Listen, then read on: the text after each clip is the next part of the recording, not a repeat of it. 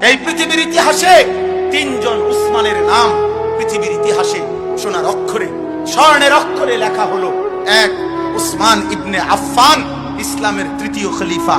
দুই, উসমান গাজী, 650 বছর এই পৃথিবীতে উসমানী খেলাফত, মুসলমানদের খেলাফত ছিল।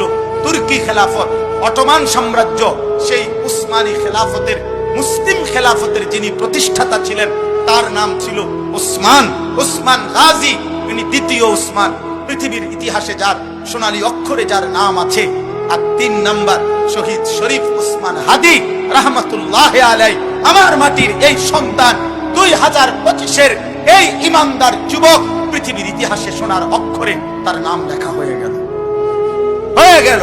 পৃথিবীর 1000 বছর পরে, বাংলার মাটির 1000 বছর পরে যেই বাচ্চাটা বাংলাদেশে জন্ম নিবে, ও বুঝ হওয়ার পরে ইনশাআল্লাহ শহীদ শরীফ উসমান হাদিকে চিনবে, তার নাম স্মরণ হবে, তার নাম উচ্চারণ হবে।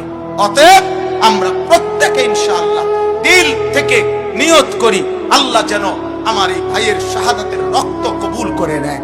তার পবিত্র রক্ত থেকে 2025 সালের এই শেষ বেলায়, আমরা 26 সালের এই প্রারম্ভে আমরা দোয়া করি, আল্লাহ আমার মাটি থেকে ঈমান এবং দেশপ্রেম একত্র করে এমন লক্ষ কোটি